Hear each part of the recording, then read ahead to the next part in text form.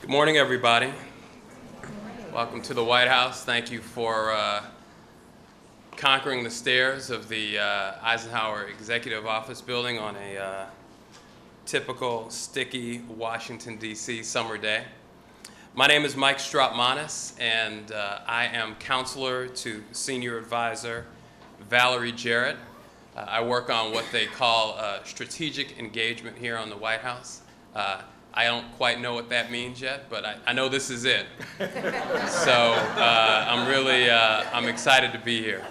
On behalf of Valerie, I want to welcome you. Our office is really call ourselves the front door of the White House. And this is really what we do. We bring in stakeholders, leaders, thinkers, those in the grassroots who are on the ground, working on issues that are important to the country, important to the global community, and bring them into the center of the decision-making process here at the White House. And this is an important issue, and I'm pleased that we're going to have this discussion on sub-Saharan African policy. As you know, and as you'll learn more about, the President has recently approved a new presidential policy directive for sub-Saharan Africa, one that really informs and provides the direction for our important work. This is a region that's going through an incredible amount of change right now.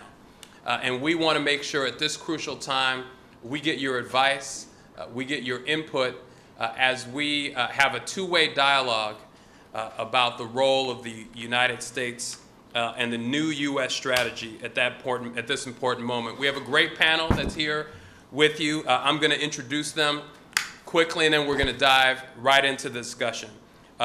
We have Grant Harris, Senior Director for African Affairs with the White House National Security Staff. Next to him, we have Ambassador Johnny Carson, Assistant Secretary of State for African Affairs at the U.S. State Department. Next to him, we have Florizel Lizer. Is that right? No. You gave me the short part where everybody calls you Flory, and I decided I was going to skip that, and I messed up the rest of it. That's okay. Flory Lazier. Flory Lazier, we're glad to have you with us, Assistant U.S. Trade Rep for Africa at the Office of the U.S. Trade Representative. And then we have Earl Gast, Assistant Administrator for Africa at the U.S. Agency for International Development. Finally, just a point of personal privilege that I'll take on. I really have had the privilege of working with the President now and the First Lady for almost 20 years. I think it actually just is 20 years now. I worked with him in the Senate as his chief counsel. I worked with them in Chicago. This is important to him. He has what many would call a heart for Africa, and we want to do this right, and we need your help. So don't keep this a secret that we had this meeting. Tell people about it. I know we're webcasting it, but we're going to rely on you to blog about it, use Twitter, use Facebook, use the barbershops, use the beauty salons, use your board meetings and your community meetings back home to tell people about this important discussion, because we need everybody involved on this issue. We want everyone involved in this issue. This is an American issue. This is a global issue, and we look forward to a robust conversation. With that, I'm going to turn the discussion over to give remarks about the U.S. strategy towards sub-Saharan Africa to Ben Rhodes, Deputy National Security Advisor for something not strategic engagement now. That's different. We cleared that up. But for strategic communications, Ben Rhodes, thanks for joining us.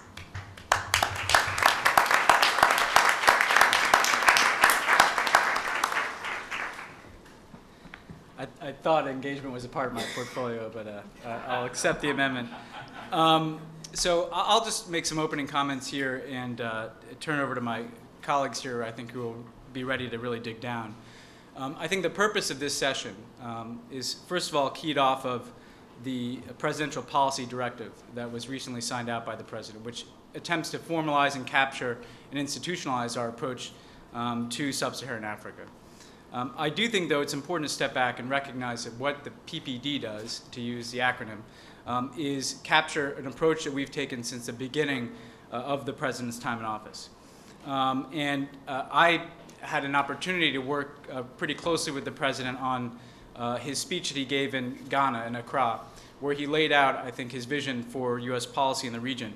And that's a vision that has informed everything we've done since then and informs the PPD.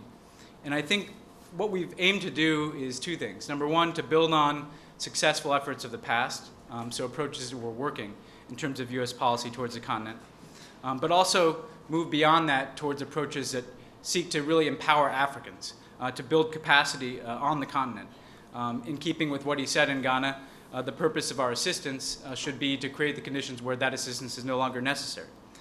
And I think that in talking to the president about these issues, that's really born out of his own personal experience with the continent, which is obviously deeply embedded in his own personal history and his identity. And I think it comes from two perspectives. On the one hand, I think the president has a very personal appreciation for the talent, the vitality, the entrepreneurship that exists across sub-Saharan Africa, and that we see really driving economic growth in areas, democratic development in areas.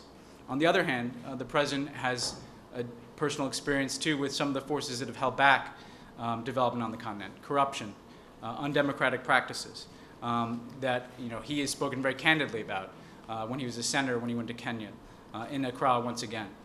So I think what we've tried to do overall in our approach is use what the U.S. can do on the continent to get rid of those impediments to African development and to African capacity building so that Africans can really drive success on the continent. Furthermore, I think in Ghana, he made a clear point that we have to stop looking at Africa as essentially a world apart. As he put it in the speech, it's a fundamentally interconnected part of the global economy, of global security, of U.S. Economic strategy, U.S. national security strategy. And so we've sought to build approaches that, again, empower Africans with the recognition that doing so is in our own interest, because the United States will be more secure, more prosperous if Africans are thriving. I would just give you a few examples of this approach, an approach, again, that seeks to empower actors on the continent. Our assistance programs have built on the success of PEPFAR and other programs that have done extraordinary work in saving lives in Africa. At the same time, they sought to build African capacity in public health, in dealing with challenges like child mortality and maternal health. On food security, as you know, which we've made a signature effort of this administration, we've sought not just to deliver assistance, but to empower approaches that can lead towards more sustainable development and more sustainable food security on the continent. On democracy promotion on the continent, the president made an interesting decision around the 60th anniversary of so many independence movements on the continent. We were contemplating what to do, whether to invite, for instance, a number of African leaders here, as some other countries are doing. And it was the president's decision that instead of simply reaching out to leaders on the continent, leaders of government, we should invite young leaders. We should reach out to civil society. We should reach out to independent media. We should reach out to young activists across the continent and bring them here to the White House. And that created what we call the Young African Leaders Forum, which not only led to a very successful session with the president, but has been a great tool for our embassies to engage young leaders, people who are really going to drive the future of the continent, understanding that many countries in sub-Saharan Africa have huge youth populations. And the United States needs to be building relationships and empowering, again, young people who are seeking to take their countries in a positive direction. The First Lady was able to build on this on her own trip to Africa, and we see this as an area that we can build to scale. On security issues and political issues, we've similarly sought to empower positive African action. In Cote d'Ivoire, when there was an election that was not being respected by the outgoing president who lost the election, President Gbagbo, President Obama was one of the first world leaders out of the box to essentially reach out to former President Gbagbo and tell him that he could not stand in the way of the democratic process, that there needed to be a transition to the rightly elected President Ouattara. And after issuing a very strong statement of his own, we also were then able to work with African regional organizations like ECOWAS, which played a critical role in not allowing a result to stand that was undemocratic and drawing a line in saying that we're not going to stand idly by while someone seeks to overturn the election results. And that ultimately, after a process of many months and much diplomacy, led to the right president being inaugurated. But again, an approach where the United States was able to put our shoulder to the wheel diplomatically, but we're also able to see Africans step forward through ECOWAS, through the African Union, and really take a positive step forward for democracy. And then, of course, with the LRA, the Lord's Resistance Army, you've seen the United States, again, deploy some of our forces, but to do so in a way in which we're empowering regional security forces to deal with the horrific challenge of what Joseph Kony and the LRA has done for many years. Again, an effort to empower Africans so that they have the capacity to better deal with a range of challenges. So this is a theme that I think we would aim to underscore across the board, economic, political, and security. It's an approach, again, where the United States is providing direct assistance, but doing so in a way that aims to build up African capacity to deal with a range of challenges. Now, the PPD, the policy directive, was meant to capture this vision, to assess the trends that we're seeing across sub-Saharan Africa, and to make sure that we're deploying our resources across the board in a way that more effectively deals with the world as it is. And in particular, we chose to focus on a range of areas. We want to strengthen democratic institutions across sub-Saharan Africa. We want to expand our efforts to promote economic growth, trade, and investment. Because again, in these two areas, we recognize that this is essentially the foundation that is going to allow for us to see progress on a range of fronts. If Africa has strong democratic institutions, if Africa has the ability to, again, push back against some of the challenges that we've seen in terms of corruption, that will unleash progress. If Africa is more plugged into the grid of the global economy, as we're seeing, you're going to see economies take off, and you're going to see economic growth that lifts people out of poverty more effectively, frankly, than even any assistance program could. So that's what we aim to do. We aim to define our own engagement in ways that really unleash and realize the potential that we see across sub-Saharan Africa. Because again, we believe it's fundamentally in our interest to see that type of progress. And what we're already sending out a range of officials to seek to implement this vision. The President's top advisor on international economic affairs, for instance, Mike Froman, just traveled across sub-Saharan Africa, visited several countries, in discussing ways in which we can, in addition to having effective assistance programs, can deepen our trade and investment relationships across the continent. We also are directing the departments and agencies of the U.S. government to prioritize this engagement with the next generation of leaders across sub-Saharan Africa. Taking the Young African Leaders Forum as a template, how can we make sure that even as we maintain our effective relationships with governments, we're reaching beyond governments, and we know, again, who to empower, who to engage with, that's going to be the next generation to take Africa forward.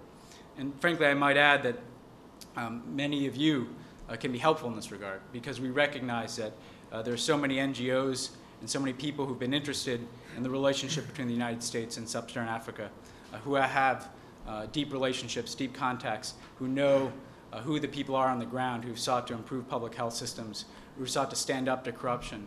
And so therefore, I think the ongoing dialogue we can have with you as people who are concerned about this set of issues can be extremely helpful in helping to connect us with that next generation of leaders. And of course, this is a strategy that reaffirms the role that the United States will play in terms of development and peace and security. Now on development, we've identified our priorities. They're in food security, and the new alliance that we launched here earlier this year brought together African governments and the private sector and NGOs behind an approach that we're really excited about that provides not just U.S. government resources, but international resources and private sector resources into ways in which we can build sustainable sources of food in parts of Africa, and ultimately, hopefully, help us eradicate the type of famine and poverty that we've seen in pockets of Africa. We've also sought to build out the Global Health Initiative, as I said, and that will continue to be a focus even as we seek to complete the extraordinary work that's been done through PEPFAR and other programs. And then, of course, on climate change, I think even as we are working domestically to address our own energy policy. We've been building out an international climate framework, and a key part of that is providing the assistance that's necessary for countries in sub-Saharan Africa to essentially skip the dirtier phases of development so that they can provide for their people through green growth. And that will continue to be a key development priority. So those three areas, food security, global health, climate change, I would highlight for you as development priorities for this administration going forward. Of course, in all that we do, we also seek to promote peace and security. And I think you'll get an additional briefing here on some of our security priorities. Again, what the United States has sought to do here, in addition to building capacity, as we've done in the LRA instance, is when we can intervene in an effective way to help facilitate diplomatic outcomes, we've done so. So in Sudan, obviously, it took a lot of U.S. effort to see that there was a successful referendum in South Sudan. But all of us are concerned about the situation in Sudan today, and we're going to have to continue to work through the United Nations and with both the North and the South to see that the situation is stabilized. At the same time, I think it's important to note that the security efforts of the United States have to be put in context. I know, for instance, that often the profile of the United States on security issues gets a lot of attention. But we see this as one piece of a much broader picture of how the U.S. engages the region. So we engage, again, on issues like counterterrorism and on conflict resolution. But we recognize that there's a continuum here, and that you're not going to have security in the continent unless you also have development, unless you also have democratic institutions, unless you also have populations that know that they can thrive in their own communities, not just because there's an absence of conflict, but also because there's an absence of poverty. And so I think it's very important to understand that the security assistance that the United States provides across the region is in that context. It's not separate from it. And that's how it'll continue to be. Because ultimately we recognize that it's the ability of individuals to fulfill their potential that is going to lead towards a more stable and secure continent. So I think the bottom line is that we see a lot of potential. As the President said in Ghana, in many respects there's a moment of promise right now in sub-Saharan Africa. You see certain economies beginning to take off. You see, I think, some very positive democratic trends in parts of the continent. And so there's really a potential for the 21st century to be a time of great African progress. At the same time, we know that there are many challenges out there that are unresolved, and that if one area is permitted to tip and spiral into conflict, or if one development challenge is ignored, or if, again, people don't have that sense that they have governments allow them to give expression to their ambitions, the progress that we're seeing today can be derailed as well. So what we're focused on, and what you'll be hearing about today, is how the United States is aiming to use all of our resources, all of our efforts, all of our influence to continue to empower the positive trajectory in Africa while dealing with the ongoing challenges that could stand in the way of progress. So I'm happy to turn over to Grant here, who's got a terrific panel. But I also want to just leave you with the same point that Mike did, which is that we very much recognize that this is not something that the U.S. government can or should do on our own as it relates to the relationship between the United States and sub-Saharan Africa. That there are people in the United States who care deeply about these issues, NGOs, students, diaspora communities, and we want to make sure that we are taking all of your views into account. We want to make sure that we can use the convening power of the U.S. government to get you together and perhaps connect you with not just one another, but folks in Africa as well. So we want to continue to have an ongoing dialogue. You should feel like you have an open line to us to share your views and to hear from us if you have any questions. And that's why we're so happy to have this chance today. So Grant, I'll turn it over to you, and I hope you all have a good day. Thank you, Ben. I wanted to add my thanks to you all as well, with Ben and with Mike, having already expressed it, but we're really thankful that you were able to join us today. We also welcome everyone who's joining us via live stream. We wanted to connect with as many people across the country and internationally as possible in having this conversation.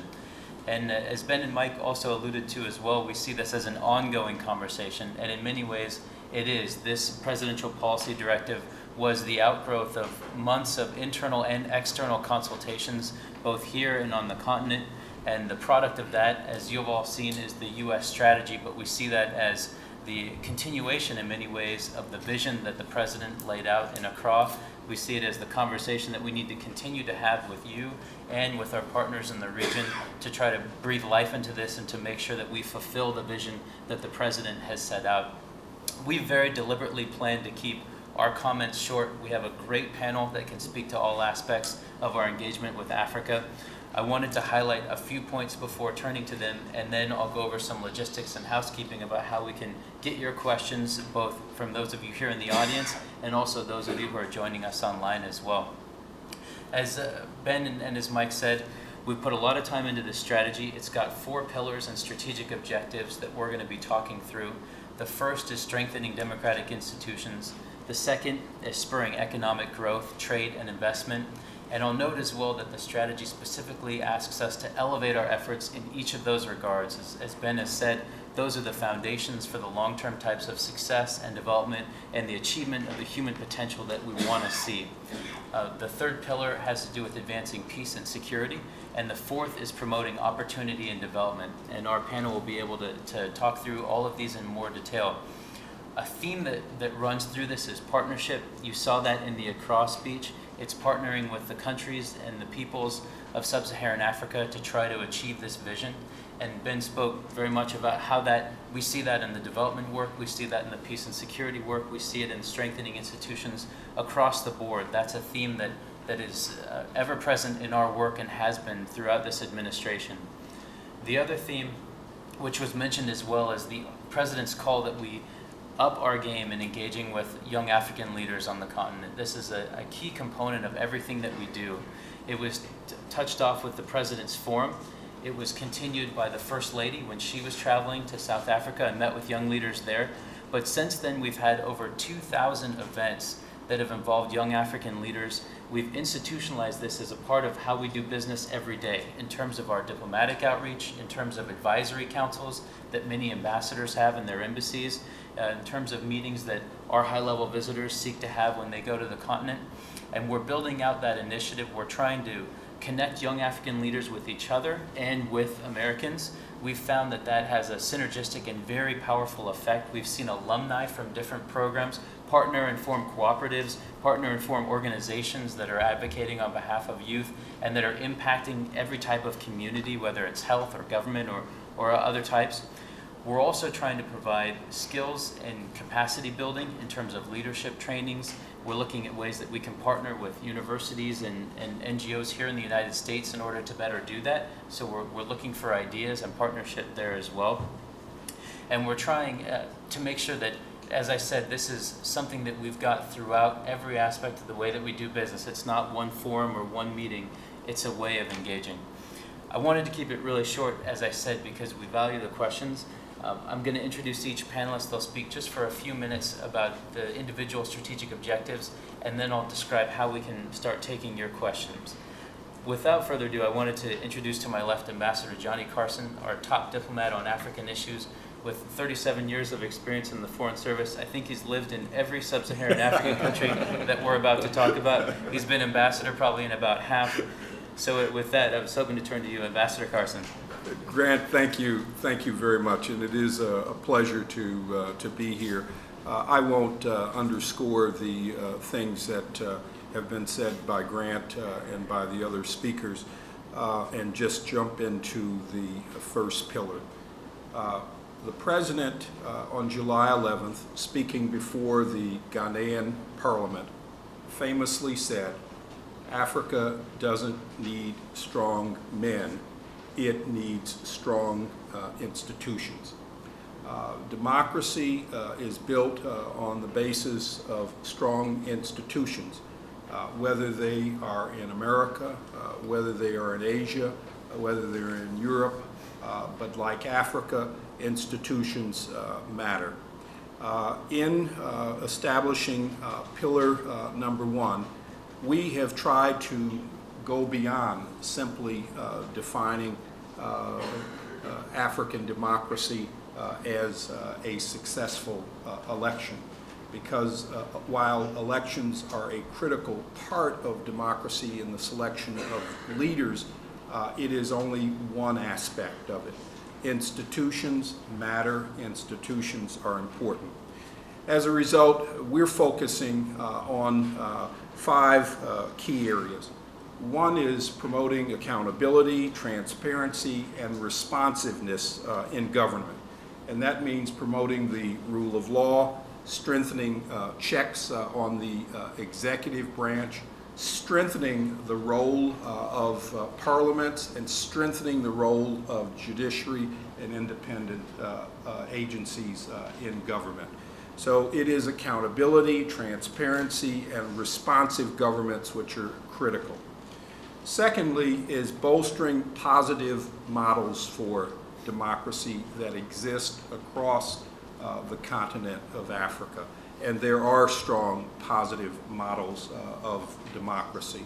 I won't be inclusive, but I just refer to you countries like Botswana, like Mauritius, like Benin, like Zambia, like Kenya, and like what we have seen most recently in Accra, where we saw the late John Atta Mills pass away unexpectedly, and saw a very smooth and seamless transition of government to his vice president. These things are models that we think are important. They need to be encouraged, and we will support and work with Africa's democratic leadership. Third, we are very much concerned about promoting human rights, all human rights, and we have been very outspoken in the defense of press freedoms, as well as issues such as gay and lesbian rights as well. When we step away from the defense of human rights and human freedoms, we also step away from our commitment to democracy. So human rights and the protection of human rights are extremely important to us. Fourth, we want to ensure a sustained focus on the credibility of the democratic process.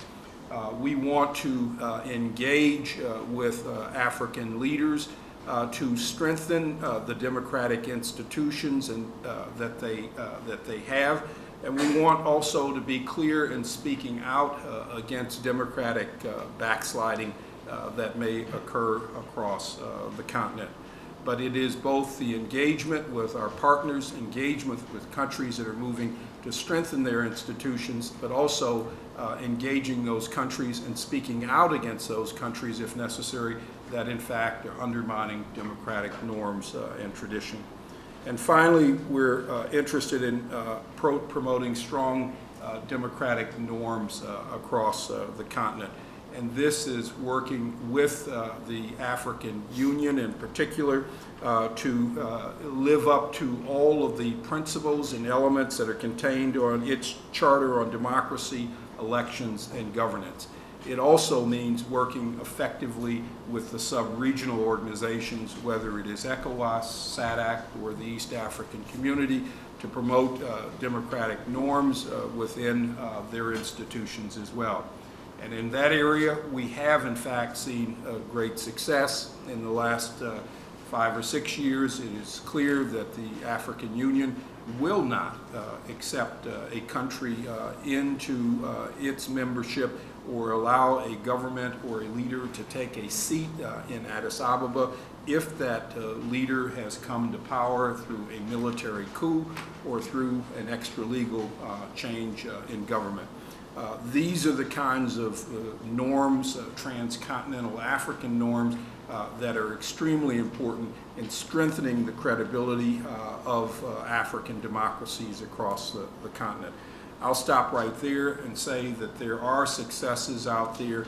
We are seeing a stronger and deeper commitment to democracy, not only by the people of Africa, but by many of its leaders.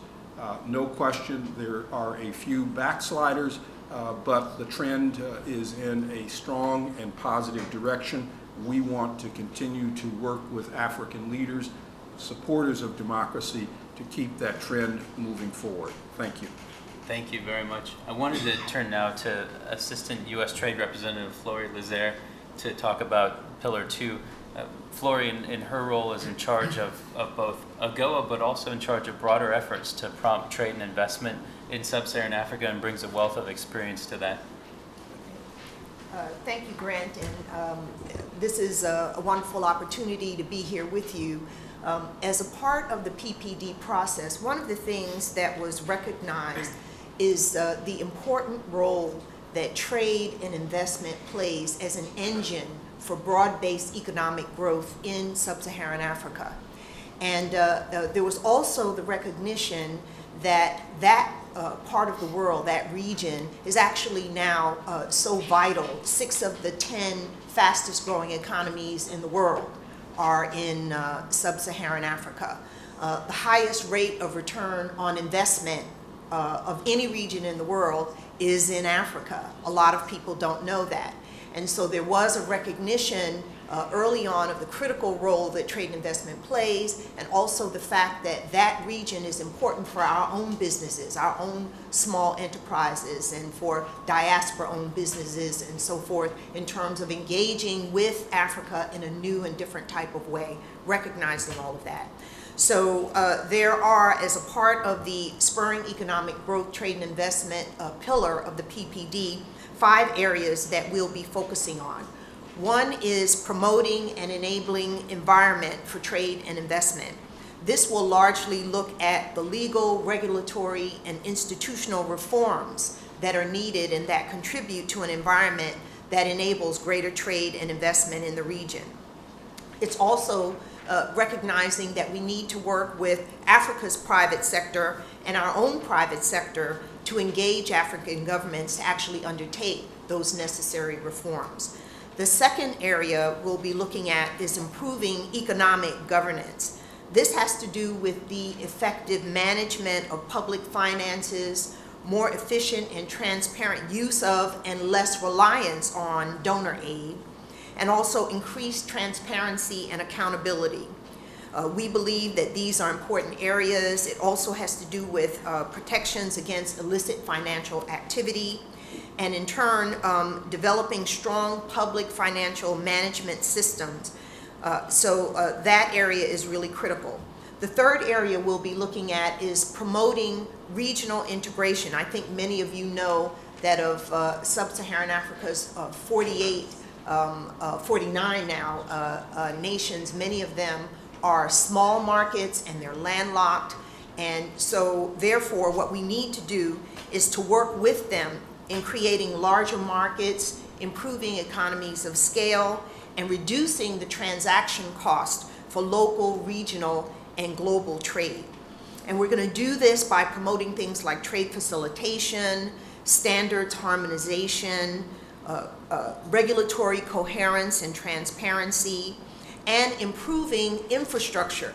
I think many of you who have been there know the roads, the rail, the airports, etc. This is really critical if the Africans are going to be more competitive in the global economy. And we're looking at ways that we can remove some of the challenges and the impediments to their participating effectively in global supply chains.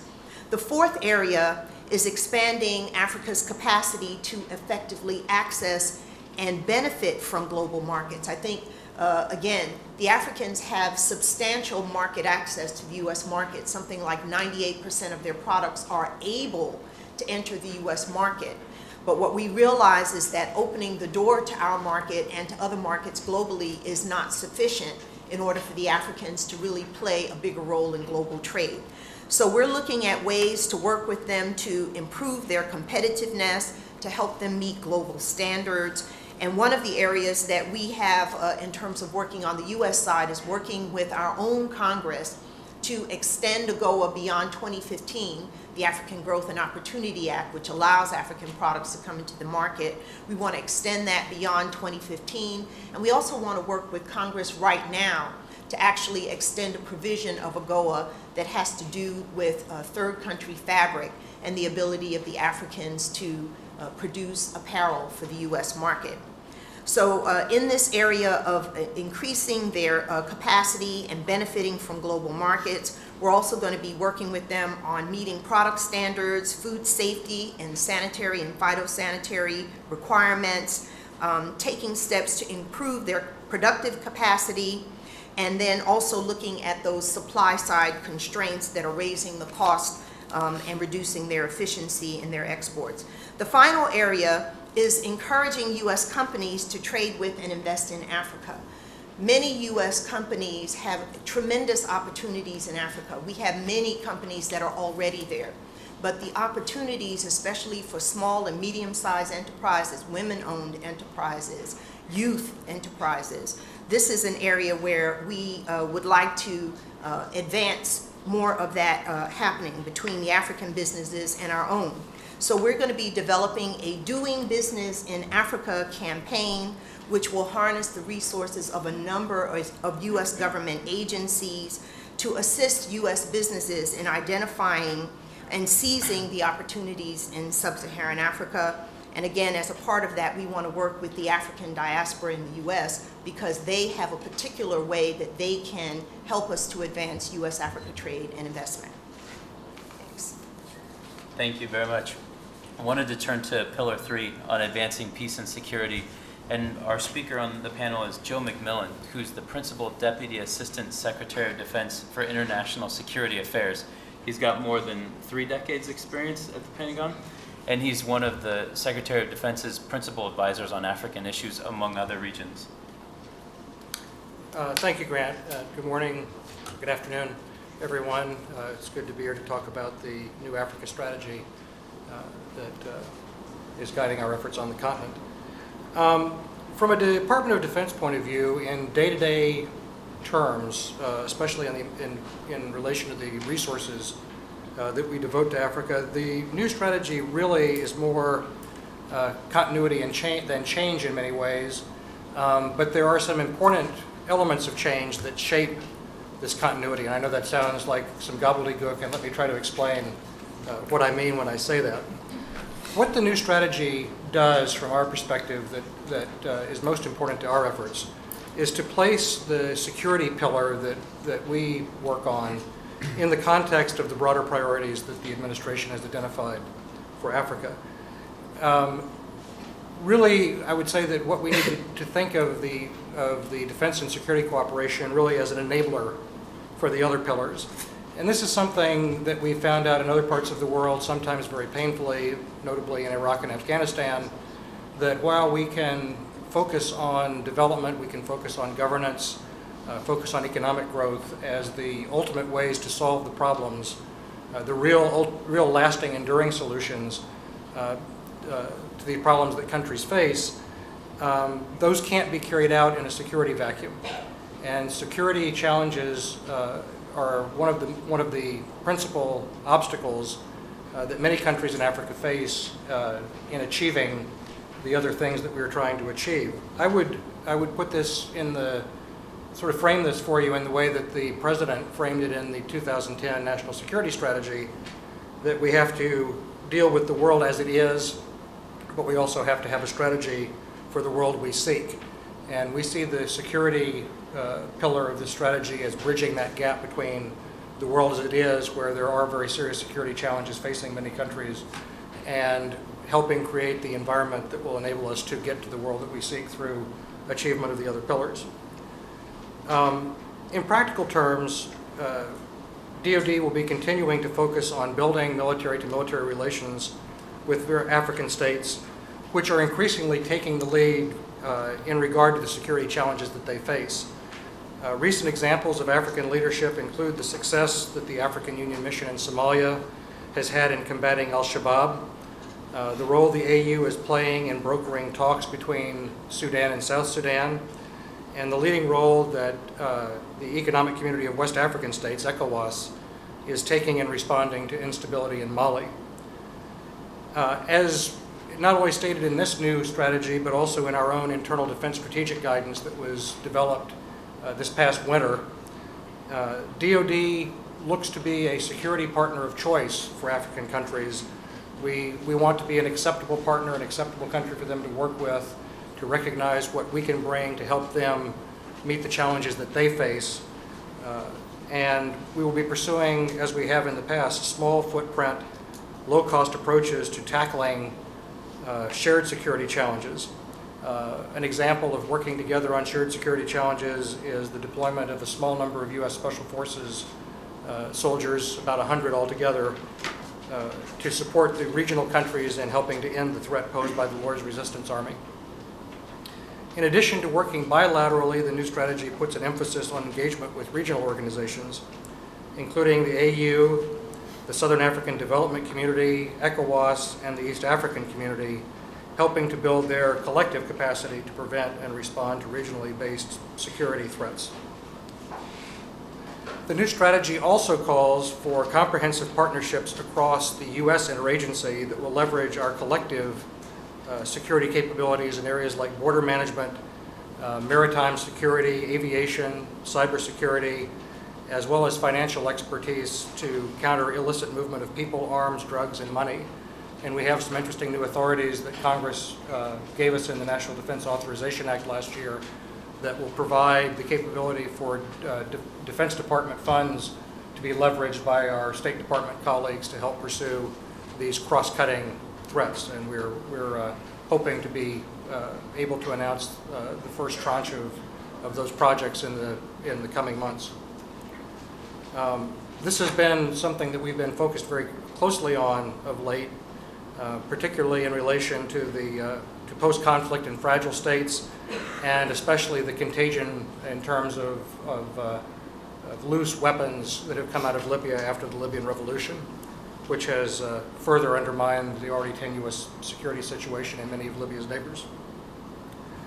Now, we also, as many of you know, besides addressing threats, much of the DoD engagement in Africa is in the form of what we call building partner capacity, which is strengthening the capabilities of regional forces through training and to a much lesser degree through equipment.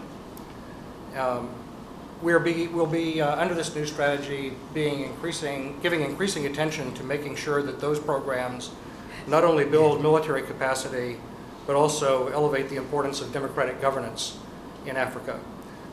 This means that our efforts in the areas of international military education and training and other programs that we conduct with other military forces in Africa will focus on enshrining rule of law, respecting civilian authority, ensuring accountability for abuses of the civilian population, and so forth. These are things that we have done certainly ever since the creation of AFRICOM a few years ago, but the new strategy gives them increased importance, and we're taking steps to ensure that as Africa Command designs its programs for engagement, that they take these goals and objectives into account as well. I also think it's important to note the provision in the new strategy that reaffirms our commitment to identify the risk of atrocities early and to take steps to try to prevent violence before atrocities can emerge, to use new tools to respond effectively to atrocities, and to bolster domestic and international efforts to bring perpetrators to justice in conjunction with international and multilateral partners. Finally, I think I probably need to say a word about our counterterrorism operations on the continent, which naturally attract the greatest attention because it's the one area in which U.S. forces are actually engaged in what we call kinetic operations, the delivery of actual force on the African continent. Of course, that's mainly the situation in Somalia more than anywhere else. In other places, we try to carry out our counterterrorism operations in conjunction with partners and through partners. This again goes to the distinction or the conjunction that the President made back in 2010 between the world as it is and the world that we would like it to be. Unfortunately, the world as it is has an Africa that has several very serious terrorist threats of potential intercontinental consequences operating on them. Al-Shabaab, Al-Qaeda in the Islamic Maghreb, increasingly with tentacles into Boko Haram in Nigeria and even into the Tuareg movement elsewhere in the Sahel. As we go about those operations, we will continue to be guided by the President's affirmation that we bear no greater responsibility than ensuring the safety and security of the American people. And we will be concentrating our efforts on disrupting, dismantling, and eventually defeating Al-Qaeda and the affiliates in Africa that I just mentioned. So with that, let me wrap up, and be happy to take questions later on. Thank you very much. And our final panelist to speak on the Promoting Opportunity and Development pillar is Earl Gast, the Assistant Administrator for Africa at the U.S. Agency for International Development. He's got decades of experience there as well, oversees over $6 billion in programming and towards African countries, and is the best speaker to address these types of issues that we're getting at in that strategic objective. Great, very good. I want to be mindful of our time and make sure that we have time for interaction, so I'll go right into the heart of the matter. But first, let me start off by saying that the objectives, the 4 strategic objectives, are mutually reinforcing and cross-cutting. So, for example, development certainly supports economic growth in helping to create an investment climate conducive to investment. It also supports what Ambassador Carson said is critically important, accountable institutions. And certainly on peace and security, our efforts are more grassroots oriented in working with community peace councils to try and promote peace and security. So with that, let me say that the President's policy on development that came out 2 years ago really helped shape the President's initiatives, development initiatives.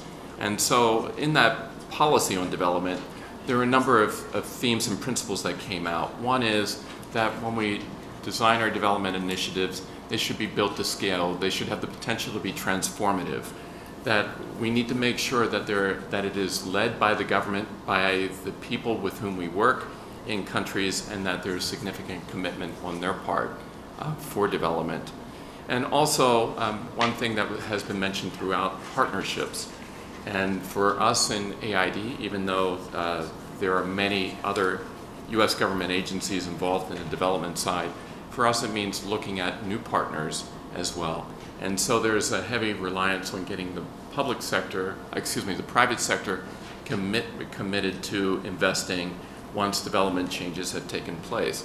So Ben mentioned at the beginning 3 presidential initiatives, the nexus of which is focused in Africa.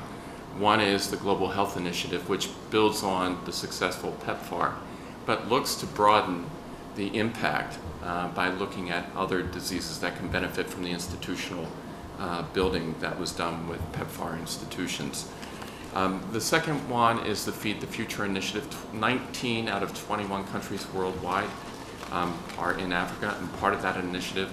And just very recently at the G8, we celebrated the announcement of the new Alliance for Food Security, and 3 countries were included in Africa. When I mentioned earlier about the emphasis on partnerships, it's important to note that in shaping these new initiatives, these intensive partnerships with countries, we signed up more than $3 billion worth of commitments on the part of the private sector to invest once development objectives have been achieved. And then the last one is the Global Climate Change Initiative. And again, that is helping African countries deal with water issues and any possible changes in climate. One point I do want to mention, and this came up, I had the privilege of being on Mr. Froman's delegation last week, and we were there for the signing of, if you will, the first partnership on Africa called the Partnership for Growth in Tanzania. And this really will help shape in the future the way that we interact with governments and people, from the top, very top of the government, to people working in ministries, the everyday government official. They talked about the importance of this intensive partnership, not just with AID, but other government agencies, in coming up with a program to help them sharpen their economic development focus and to address the binding constraints. It made a huge believer out of me, and I think others who were on the delegation. Let me just conclude by saying that with the strategic prominence being placed on Africa, we in AID are also making the shifts. Ben mentioned that resources, human as well as program resources, will be shifting to address this, and using our benchmark of 2 years ago, the number of Foreign Service officers, within the next 1.5 to 2 years, we expect to triple the number of officers we have on the continent. Thank you. Great, thank you very much. We now wanted to open it up to questions. We're getting a flurry of questions both from Twitter, Facebook, and whitehouse.gov. We've got 2 microphones on either side, and so I'm going to do a combination of questions from online and also from the microphone. I see very few people have questions, though. We really want audience participation. Right? Okay. So I think what we're going to do in the interest of time is I'll take a few questions and then we'll put it to the panel. I'm going to, as I said, intersperse them with questions that we're getting from online participants as well. Be sure when you state your question, make sure that you introduce yourself and with any affiliation that you have as well. And we'll try to, in the interest of time, as I said, keep the questions shorter and so that we can put them to the panel. Let's go ahead and start off over here. We'll do questions from each side, and then I'll do a question from online, and we'll go from there. Yeah, please. My name is Bernadette Palo, and I'm the president and CEO of the Africa Society. I want to thank all of you for this public engagement strategy and all the information provided by the 100 years of experience of the people sitting here. I want my question goes to AGOA specifically. During the AGOA forum, ministers said that AGOA creates goodwill for our country all over the world, all over sub-Saharan Africa specifically. And yet we have a fight waging in the Senate. 2 senators are impeding the passage of the third country fabric provision of AGOA. We've already lost close to 100,000 jobs, and the deadline for passage is September 30th. Adjournment is later this week, and they don't reconvene until September 13th. My question is, can President Obama speak out on this third country fabric provision or call the senators that are impeding its passage? I think it's a very small provision with very large implications. And I would also ask Ambassador Carson if Secretary Clinton can do the same. It's time to pull out all stops on this measure. Thank you. Thank you very much. How about from this side? Hi, I'm Nora O'Connell with Save the Children, and I just want to echo my thanks to all of you for being here and for this opportunity for this discussion. It was great to hear a lot about the focus on building local capacity at the country level and at the regional level throughout sub-Saharan Africa. We heard a lot that was very clear about how we're going to build government institutional capacity, but we heard less clarity actually on building civil society institutional capacity beyond just identifying those leaders. And I would say that for the vision that we have around both governance and inclusive growth, strong civil society institutions are essential partners, and we can't strengthen one side without strengthening the other and expect the kind of outcomes that we want, because they're essential for building both the demand but also the accountability on both governance and also on inclusive growth. So my question is, it would be great to actually hear more about the plans to build strong civil society institutions, again, both not only on democracy and governance, but also on inclusive growth to foster accountability, not only of governments, but also the private sector engagement that we've highlighted will be a critical part to this success. Thanks. Okay, thank you very much. Let me add to this a couple of questions that we've received from online as well. We received a few related to the third country fabric provision, which is one that we've already posed from whitehouse.gov. Fred Oladane asked the same question, what are we doing to pass AGOA, the third country fabric provision? We've also gotten a couple of questions on the United States approach to the Horn of Africa. Semhar from Twitter asked, where do regional conflict resolution and development approaches fit in the U.S. Horn of Africa strategy? And a related question from Mil Bayin, also from Twitter, what are the U.S. priorities in the Horn of Africa? I think we can start off with these. Flora, if you wouldn't mind speaking first to third country fabric, and then we can go to others who want to jump in on the Horn of Africa, and of course the question about how we build civil society capacity. So first, I think many of us in the administration recognize how urgent this situation is with regard to extension of the third country fabric provision of AGOA. I've had the privilege of personally visiting a lot of factories throughout sub-Saharan Africa and seeing lots of women in particular, as well as men who are working in those factories. And it is very distressing to many of us that we are facing this situation right now with a hold on movement of this provision. But let me just say that we are actively, we throughout the administration are actively working. We just had a strategy meeting to talk about what we need to do. We know that we've been working with White House Leg Affairs, the USTR's Leg Affairs and White House Leg Affairs have been working together on this to identify ways that we can push on this issue and try to see what can be done to unlock this. So, you know, the answer to everyone that's concerned, we are not sitting on our hands. You know, we are actively pushing and working to see what can be done this week. Because as Bernadette said, people will be going out on leave soon. We also know that phone calls have been made from cabinet officials. I know my boss, Secretary Clinton, has made phone calls.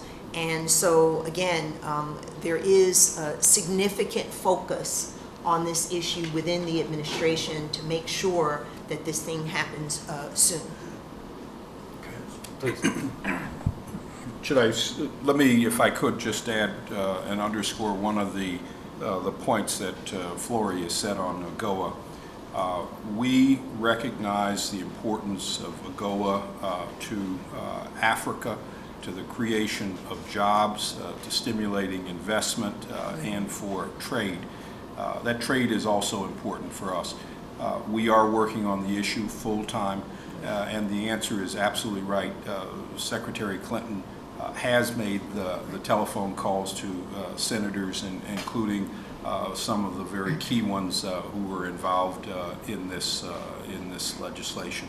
Calls have been made. We continue to focus on it.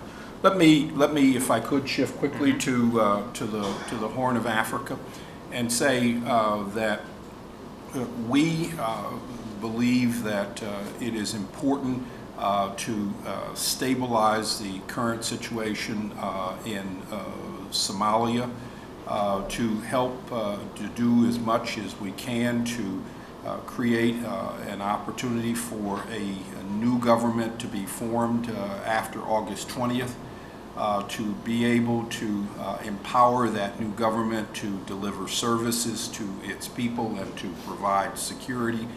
And we believe in the long run that this is important not only for the people of Somalia, who have been without a central government for some 22, 23 years now, but it's also important for the region as well and for the international community. Somalia is not simply an issue related to Somalia's falling apart alone. Somalia, as we've seen it over the last 2 decades, has spawned something in the neighborhood of 1 million refugees, 600,000 of them living in Kenya, 500,000 in Dadaab refugee camp. But it has also created a large number of illegal arms flows across the border and illegal trade. And for the international community, it has created another problem. It has generated piracy, and it has created a safe haven in Somalia for groups who were prepared to work with Al-Qaeda. So it is in our interest to do as much as we possibly can to help to stabilize Somalia. We are the largest single bilateral contributor to the efforts of AMISOM in the region, and AMISOM has done a wonderful job. We are the largest single provider of relief assistance into the Horn of Africa and into Somalia itself, totaling something in the neighborhood of $1.1 billion over the last 18 months. And we continue to work hard to drive the process of a completion of the transitional federal government into a more established government by August 20th, so that the roadmap that the TFG has been given will in fact be fulfilled. It is a clear desire on our part for multiple reasons to help generate greater stability in that part of the world. It's in our interest, it's in the interest of the region, it's in the interest of the Somali people. Thank you. Earl? Sure, let me build on Ambassador Carson's comments. First on Lahorn, and then I'll address your question on civil society and civil society's role in development. Certainly we're supporting the process in Somalia, but let me talk about the situation in the Horn, which is improving. But I think the drought over the past year was a wake-up call for us. It was a wake-up call on how we do our work. And so if we look at one of the principal objectives of Feed the Future, it is focus on those areas where you're going to get the most productivity. And then what we saw in our humanitarian response programs was that we were going to other areas and addressing the immediate needs. And once the immediate needs were over, then we withdrew. And we found that we kept going back.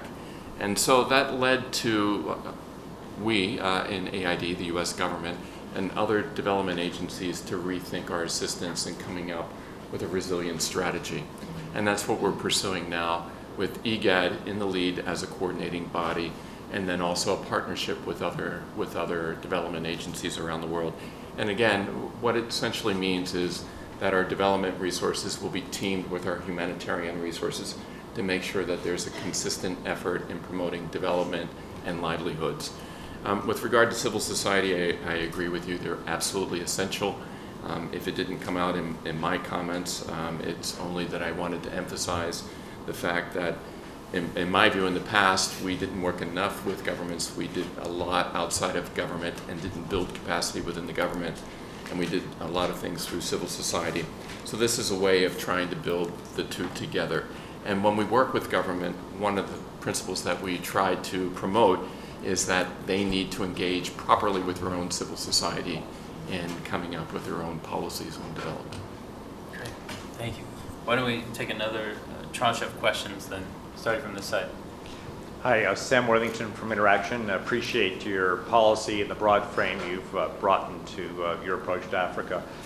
First, just a general comment, and this gets to the point about civil society and the enabling environment for civil society, which we've seen decreasing to some extent across the continent. There's explicit language to the enabling environment of private sector is critical, but perhaps the enabling environment of civil society as a twinning factor in terms of this. And it really leads to my question, which is one about inclusive economic growth. And we have this tension between parts of the continent, whether it's the Sahel, the Horn, or the DRC, which are in essence more in a humanitarian frame, other areas where we're very much looking at this as effective governance, democracy, and the pull of growth by bringing in the private sector.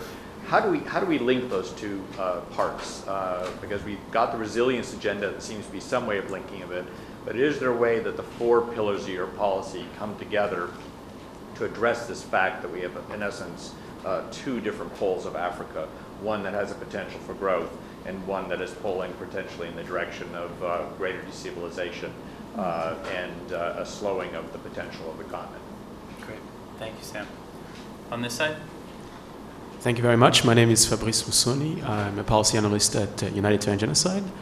And I wanted to ask my question on the third pillar, which is advancing peace and security.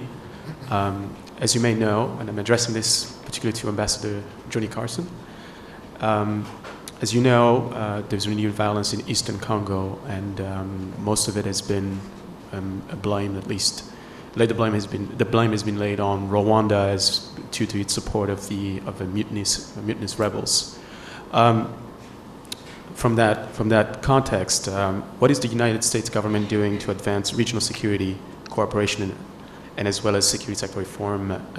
As I've noted that a lot of Congolese civil society organizations have attributed the renewed violence to failed security sector reform.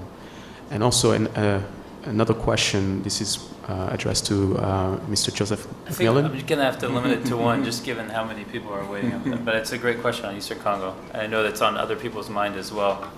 Why don't we, in the interest of time, since there are a lot of people who want to ask questions, let's take two more from here, and some of these overlap as well with what we're seeing online.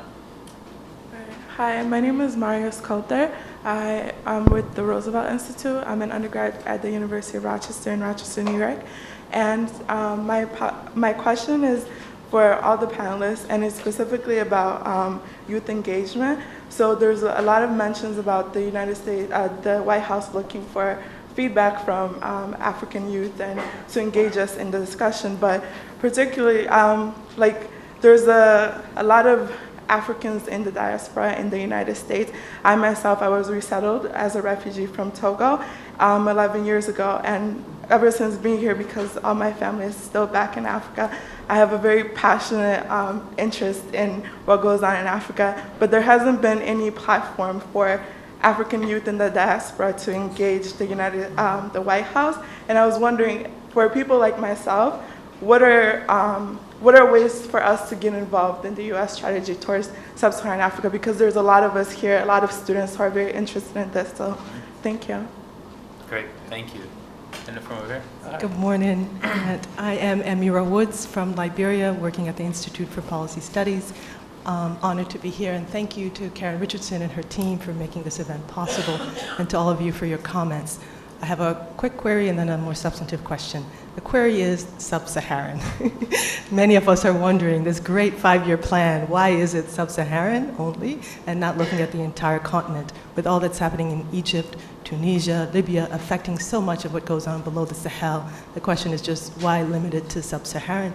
But the more substantive question really is around what Ambassador Carson so brilliantly reminded us of, the words, Africa needing strong institutions, not strong men. And I think the concern of many from the advocacy community is that the institution that's focused most heavily on in terms of the U.S. engagement is the military on the Africa side.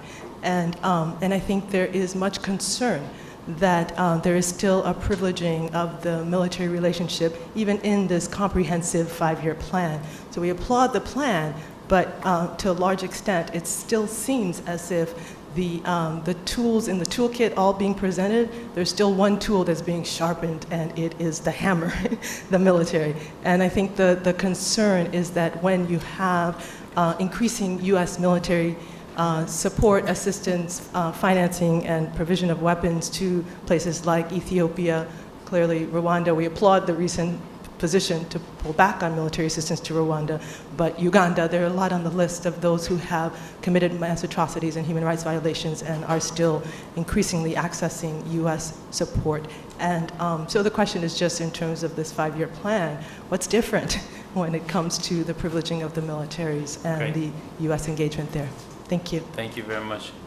A couple questions online that have similar themes that I think can be addressed at the same time. There was another question as well from online about the role of the diaspora and how does this is from Mohammed Adimo on Twitter.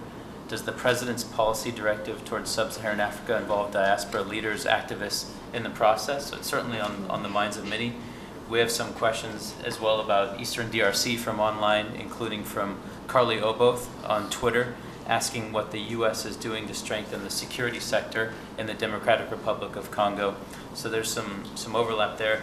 And Dan Solomon from Twitter asked a question which related to the privileging of the military relationship question as well.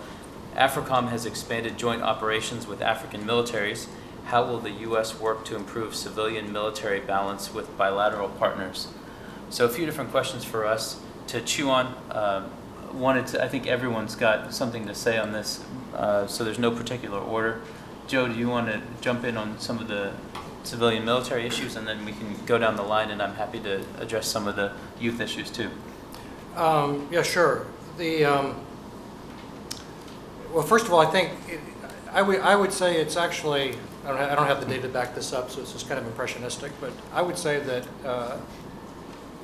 the idea that AFRICOM has greatly expanded its military operations or its military support on the continent is I think it would be hard to back that up with data. I think what people are seeing is the fact that until a few years ago there was no AFRICOM, and so there's sort of a perception that nothing was happening between the United States military and African countries. There was, it was just being conducted by the European Command.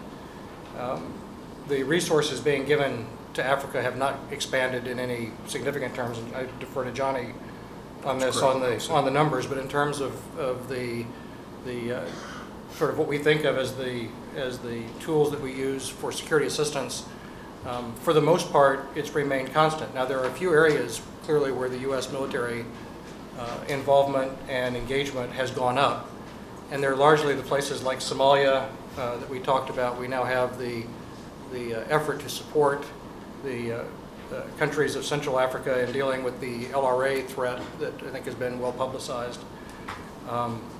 But beyond that, the AFRICOM engagement and presence on the continent, I think I would say is surprisingly limited. We have about 2,500 people at Camp Lemonnier in Djibouti. Most of what they spend their time doing is actually in support of counterterrorism efforts outside of Africa. Certainly, probably the majority of those people.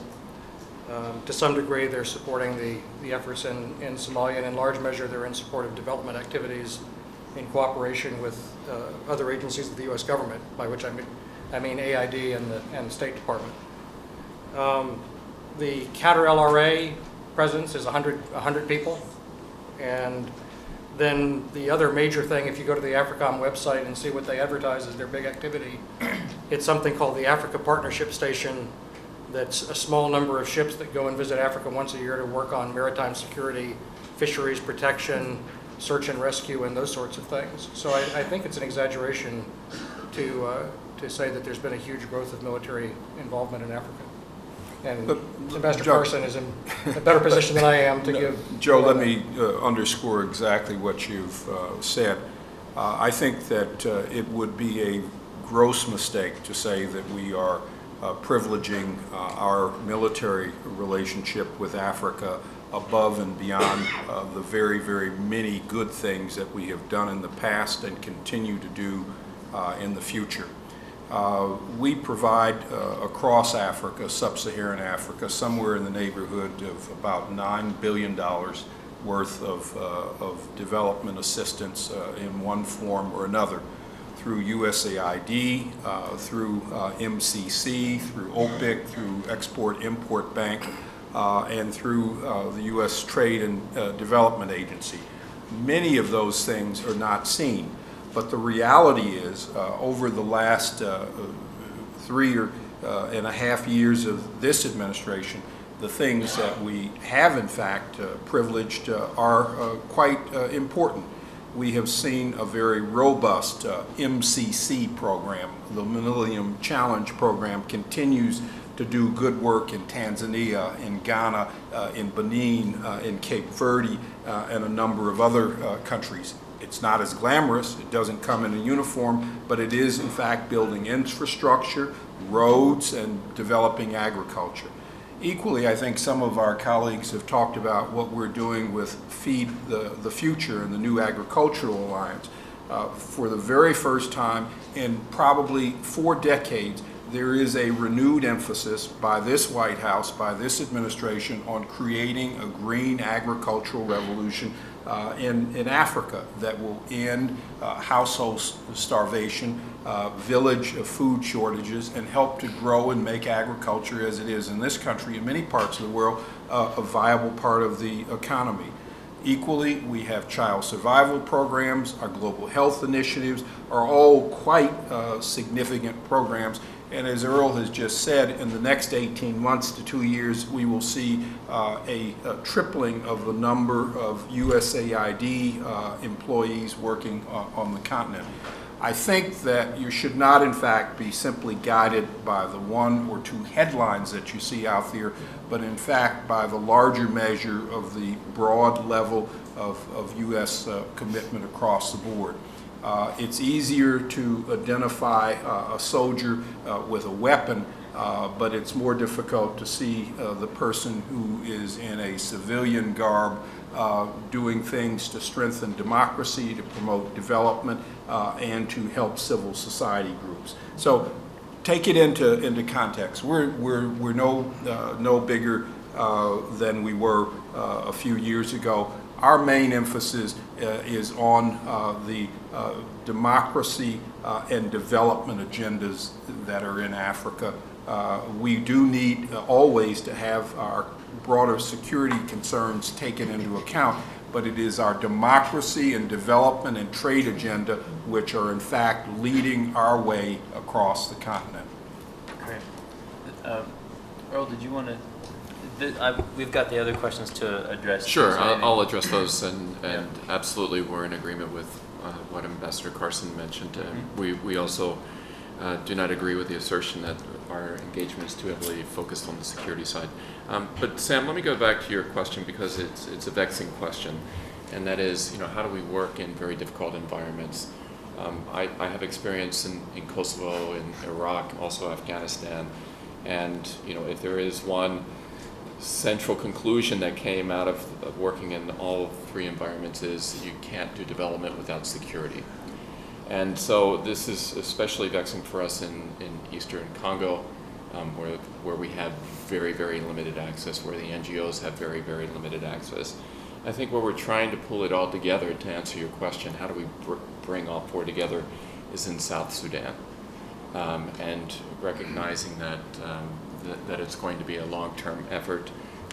We're continuing to promote access while at the same time working on really serious development issues. And then let me just mention, just talk briefly about diaspora. I know Grant will talk about the youth component. I've worked on diaspora initiatives before, some of them very good, others not really well thought out on our part. We in AID over the last couple of years for Africa have had diaspora initiatives. One is for investment. There's a new grand challenge that's out for diaspora in Africa. We've also had specific programs designed for Liberia and South Sudan on how we can bring back the well-educated labor force that left to help get them involved in the development aspects. So it's something that we're mindful of. It can't be just U.S.-led. We think that it's better if it's an international-led effort in trying to bring the diaspora back to African countries for development purposes. Do you want to say another word on Eastern Congo generally? Yeah, let me, absolutely. Let me say that we are seized today with the high level of tension that exists in and around Goma, and particularly in the North Kivus. We have been actively encouraging both sides in that conflict to diffuse the tensions. We believe that it is critically important that both the leaders of the DRC and Rwanda come together, meet on a regular and routine basis, and find a way to ensure that neither country is doing anything to undermine the stability or the security of the other. Both countries have responsibilities. The responsibility in the DRC is to do everything that it can to bring armed groups under control, including elements of the FDLR, the ex-FAR Interahamwe, who may still exist in the Kivus and Ituri, as well as other armed groups. But it's also equally important that the Rwandan government not, in fact, support elements of the M23, Bosco Ntaganda, who is a ICC indictee as well. Both need to work together to diffuse the tensions there. But in addition to that, the DRC faces many, many enormous challenges, and we are trying to work with the government to improve its human rights performance, its protection of civilians, to manage its resources better, to reform its security services, and to provide better services to the people of the Eastern Congo. So we are engaged across a broad front with all of the regional players, and I can tell you that it is one of our highest priorities at this point. Great, thank you very much. I think Earl also well fielded the diaspora question. I would just add that it's an important component of each pillar of the strategy. The Doing Business in Africa campaign wants to also better link with diaspora here in the United States. Our Young African Leaders Initiative also wants to better connect, including with universities and college campuses, but diaspora here to be a part of that. So there will be more from us on that going forward. I've got to apologize in advance to people who've been standing. I know that we're getting short on time. We're not going to get through everybody's question because the lines just won't permit it. We can figure out a way to follow up though and make sure, because we do appreciate people coming out. Let's try to take a few more questions. Please keep them short and a single question so that we can then combine that with just the closing thoughts from the panel. Please. Hi, my name is Ian Schwab with American Jewish World Service. Good afternoon and thanks for having this. My question deals with food security. We've talked a lot about the Feed the Future initiative, which is obviously not just Africa specific. And I was curious also about another program, which is international food aid in the upcoming Farm Bill negotiations. And if the US government sees as part of its strategy towards sub-Saharan Africa the reform of international food aid, particularly as it relates to the sustainability of local markets during humanitarian crises and their role in promoting sustainable agriculture. Thank you. Great, thank you. And on this side? Paul Miller, Catholic Relief Services. Again, thanks to the panel and to the organizers. My question is about, Ambassador Carson called them backsliders, but I'm thinking about those countries that are still governed by dictatorships or where democracy is lacking yet also receive significant aid, as well as aid orphans, those countries that don't have good governments, and the U.S. is not investing as much. Chad, in the fiscal year 13 presidential request, received 0 in development assistance, if I'm not mistaken. And yet it was the scene of one of the largest private sector investments by ExxonMobil for the pipeline. So my question, and I think Assistant Administrator Gass, you mentioned the case of Ethiopia in some testimony saying it wasn't the time to invest in democracy and governance there until there was more political space. So that's a question of maybe falling between the pillars. An ally, a strategic ally, yet one where democracy is threatened, even as some development gains have gone on. At the same time, what about aid orphans, those countries which are not well governed, and so the governments can't responsibly use U.S. foreign assistance, yet a place like Chad might be very important to invest in to avoid future problems. Okay, on this side? Great, thank you. Eric LeCompte, Jubilee USA Network. I really appreciate how you've laid out a lot of the thinking in the report, especially under the 4th pillar. Under the first point there, which is addressing constraints to economic growth and promoting poverty reduction. It seems that there's a lot of really important opportunities there that don't cost a lot, but actually have really big impacts. And I guess what's, I think, really important about that point is that rightly you connect debt with revenues. And I think if we're really looking at the economic question, we need to address both of those. So I guess first, the first side of that, on the debt side, from the public sector side, looking at the ability that the administration wants to leverage the international financial institutions around more lending.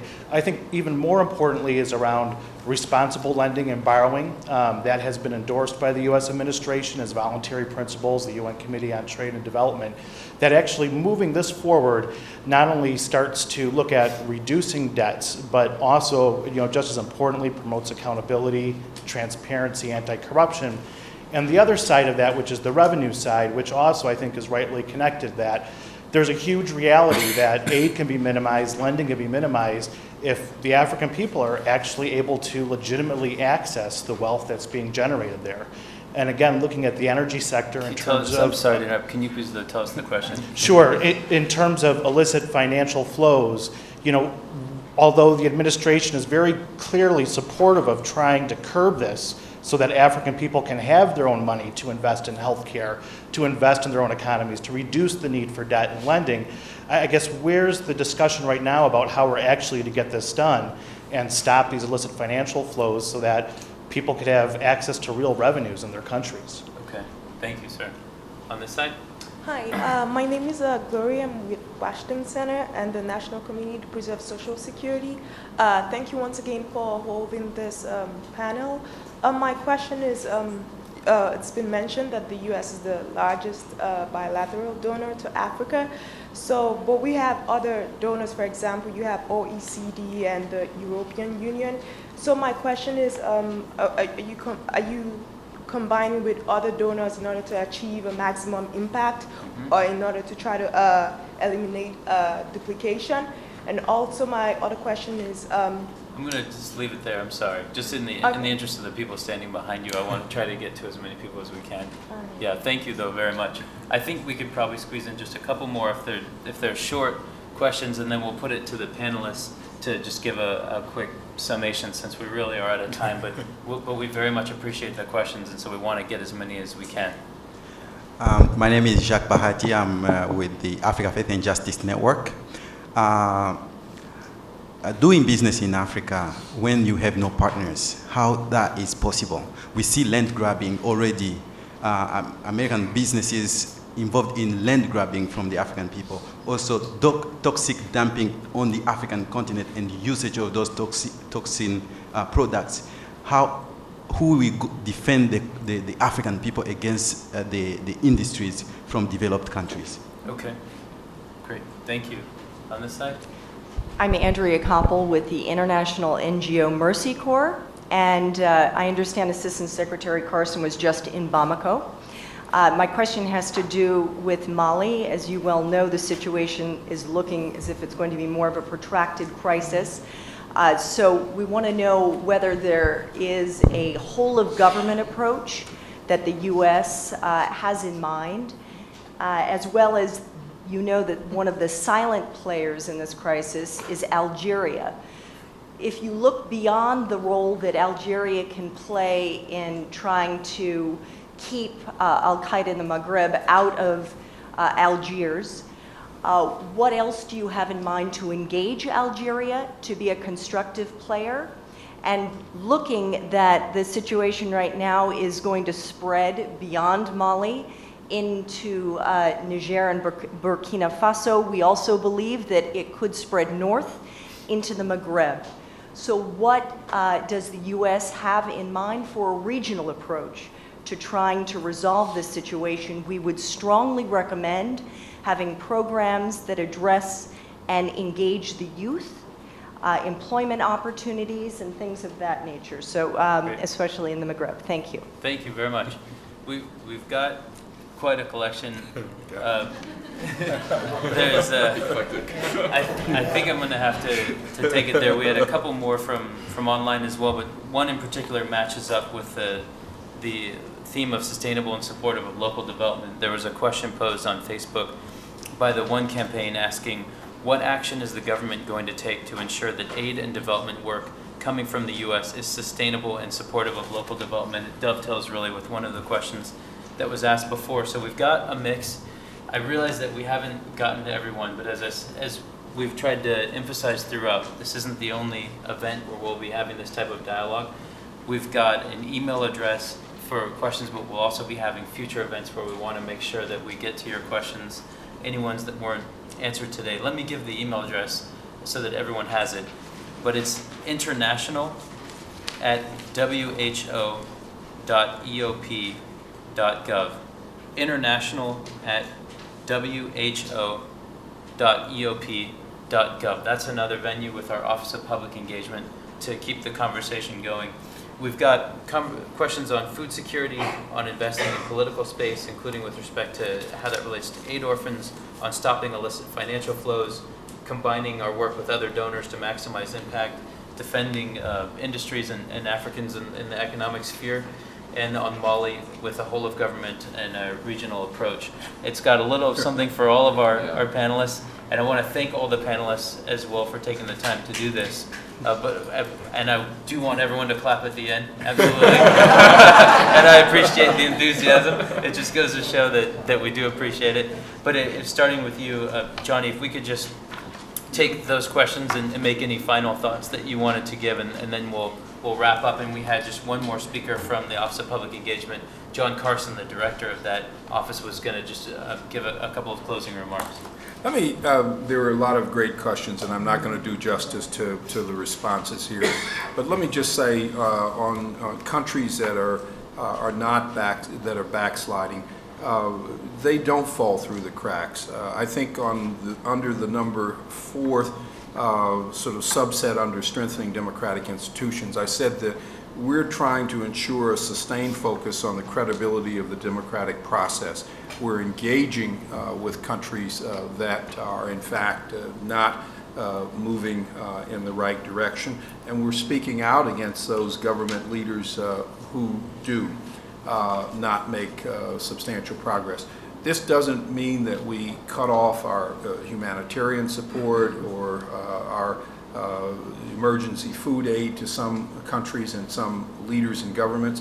We can have multiple dialogues going on at the same time. And in many of the countries where we do see backsliding, we do have a democratic agenda. We are talking with those government leaders. We are pressing our points on human rights, opening up government space, not falling back on term limitations and doing things like that. So that those discussions are there.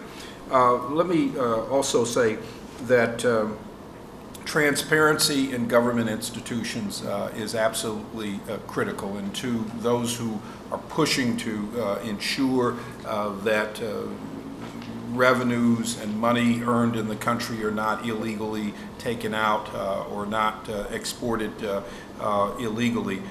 Again, that's a part of the strengthening of democratic institutions there.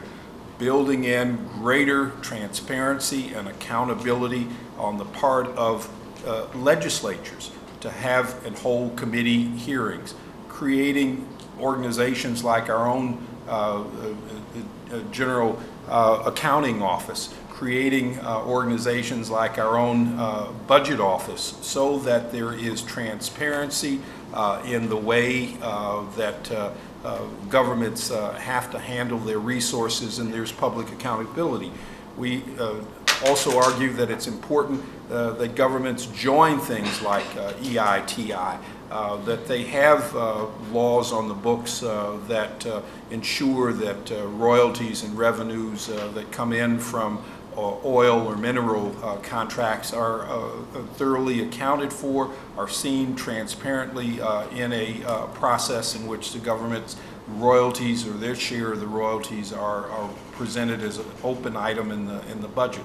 So this is a part of the strengthening of democratic institutions that is absolutely important. Legislatures have a responsibility of oversight.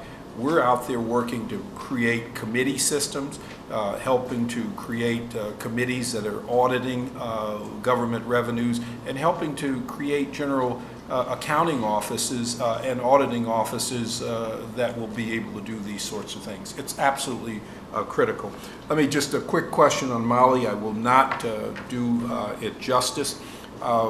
We see Mali as an extraordinarily complex problem.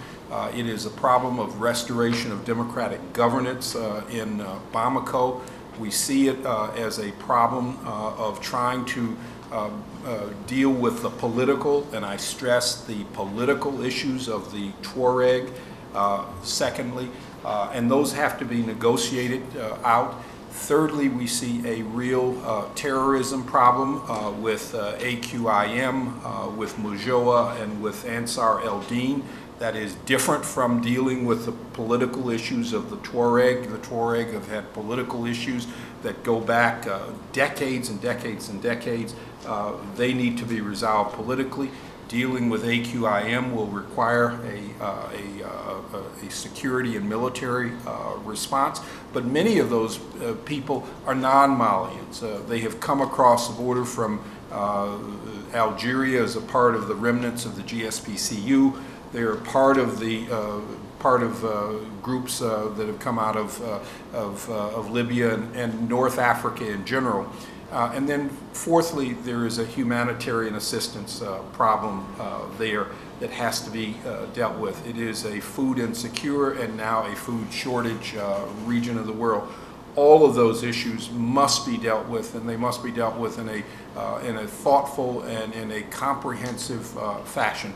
We are pushing as hard as we can to ensure that the government there live up to the agreements that they made in Ouagadougou on July 7th, where they said that they would have an inclusive government by July 31, and that they would have a roadmap and a timetable for elections and a return to democracy. This is a first step. And on the CT side of it, we have had a long time a program called the Trans-Sahara Counterterrorism Program that has been in the region for a long time. It supports the states in the region to build up their border security, their militaries to deal with terrorist threats, and their inter-regional cooperation. This is absolutely important for us to continue to work with those states as long as the insecurity remains. And on Algeria, we do engage the Algerians.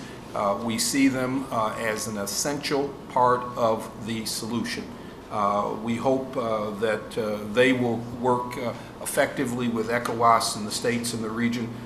They all have a vested interest in making sure that Mali is, in fact, a stable country which is not divided. Thank you. I just want to speak quickly. A couple of the questions touched on this. The role of private sector and private enterprise. You know, obviously, there have been a lot of U.S. companies that have been on the continent investing in key sectors. Many of them have been in the past extractive. But actually what we're seeing today is a range of investment across a number of sectors, including agribusiness, manufacturing, and so we have to look at the fact that Africa is asking for investment. There isn't any country that we visit that doesn't say we want more U.S. investment. We want more of the world's foreign direct investment, FDI, coming into Africa. It currently has less than 2%. Inward investment is what has grown this country and every other country around the world in regions where they are now on the path of sustainable development of their economies, producing jobs, training people, giving them the skills. So there is a role that private sector can play that's a very positive one. And we believe that many U.S. companies are in fact playing that role. But I would end by saying that there is so much more room for investment into Africa, for joint ventures between U.S. companies and African businesses. And we are actively looking at that, and a number of U.S. government agencies are supporting that. The Overseas Private Investment Corporation, the Export-Import Bank. So again, this is an area where perhaps we have to think about it as something that is evolving from what people used to think about it in the past to what it actually currently is today. Thank you.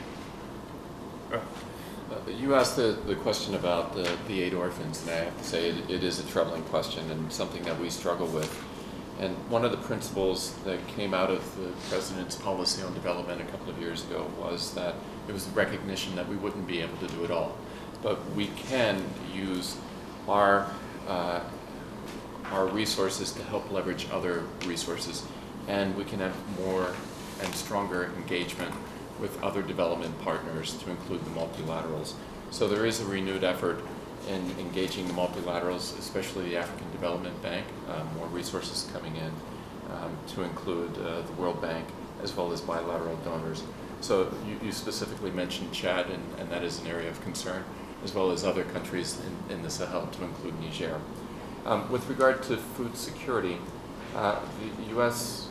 government has always been the largest contributor to humanitarian assistance needs around the world. I don't suspect that that will go away.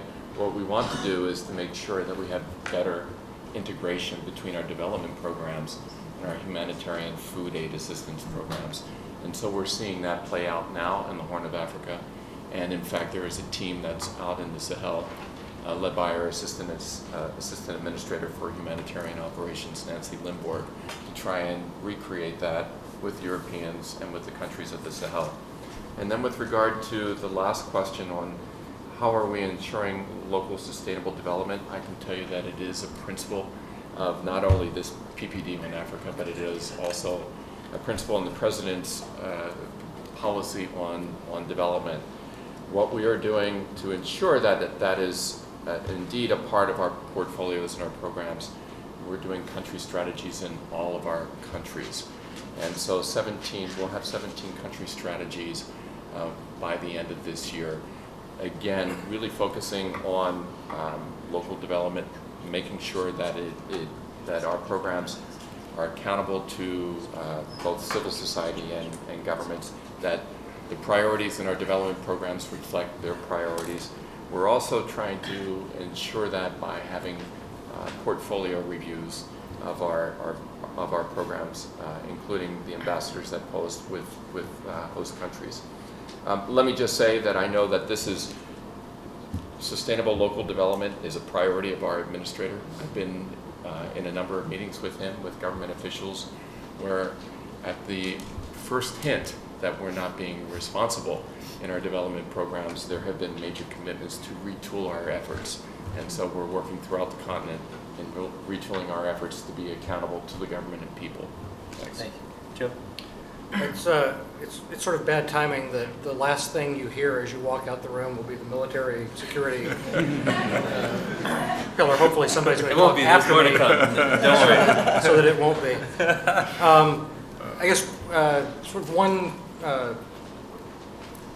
specific point and then a broader one to kind of recapture what I started off with. One on Algeria. We in the Defense Department, actually we do the question about sub-Sahara. We actually do manage all of Africa as one entity, with the exception of Egypt, which tends to look more to the east than it does to the west and south, at least for our interest. But we do have a regular bilateral military discussion with the Algerians, in which the AQIM problem is predictably the central point of discussion. In a way, the complexities of those discussions reflect the value of having standing relationships that endure over a period of years, because it's a very difficult conversation with the Algerians, especially when you compare it to interacting with Moroccans, Tunisians, with whom we have longer standing relations. There's a history of suspicion on both sides that still hasn't been overcome. And so it complicates the task of cooperation on the AQIM problem, even though both of us can sit in the meetings and agree wholeheartedly that it's the central challenge that we both face. But we're working to overcome that in concert with our State Department colleagues who address other aspects, related aspects of the issue. On the broader issue, I mentioned the strategic defense guidance that came out in January. This is, for those who deal with most of the world other than Africa, this is the Rebalance to Asia document that everyone will have heard of. I know for those who deal with Africa in the Defense Department, it was a rather disappointing mention of Africa. It was confined to one line in the entire document, and the one line basically said that because most of our military attention has to be on other parts of the world, we will deal with African security problems of concern to us by cooperating with African countries. This is really a recasting of the same thing that we've been saying for years, that on the security front, what we look for is African solutions to African problems.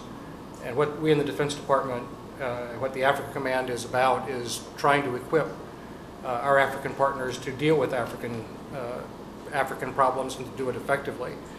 Ultimately, the security challenge comes down to human security in one form or another.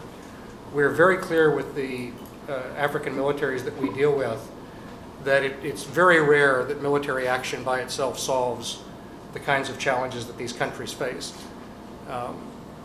That the solutions lie in political development and economic areas, the other three pillars that we've talked about. But it's equally the reality that there are, to put it sort of in colloquial terms, there are bad people with guns roaming around that governments need to be able to deal with. And I would finally add, one of the challenges that we see is that, and I'm sure many of you know this, a lot of African militaries had their origins in essentially colonial constabulary forces. The cultural ethic of these institutions is often not what we would expect in a democratic society, that militaries exist to protect their people. And so a big part, a constant message in our interaction through AFRICOM and in my office's interaction with our colleagues is that is indeed what militaries are supposed to exist for, is to protect the people of their countries and to provide the security people need to get on with the other and arguably more important aspects of life. So I just wanted to reassure you that it's that mentality that is shaping our interaction with Africa. And if you were to visit people at AFRICOM, if you visit any of the small number of American military people who are on the continent at any one time, I think you'd hear that message pretty faithfully repeated all the way down the line. Thank you. One final note from Johnny Carson before we introduce our last speaker. Yeah. Let me just, if I could, just note for everyone present that tomorrow Secretary of State Clinton will depart on a multi-stop visit across Africa that will take her to West, Central, East, and Southern Africa. The focal point of this will be in South Africa, where she will participate in the next round of the U.S. South African strategic dialogues as a guest of her counterpart, Foreign Minister Mashabane.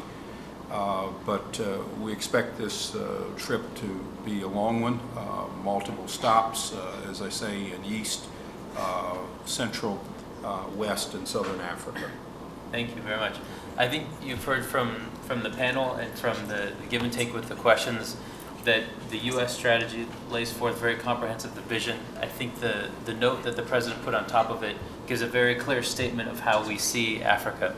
And he said that America believes in Africa as a region of growing opportunity and promise for Africa, for America, and for our people and our economies. I know it's come through in each of the pillars. I think the participation on the panel, we have some concluding remarks from John Carson, who's the Director of the Office of Public Engagement here at the White House.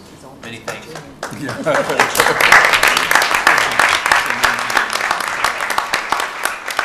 Okay, well, thank you, Grant, and thanks so much, everyone who's been following us along online, everyone here in the audience, and a big thank you to our presenters and our panel.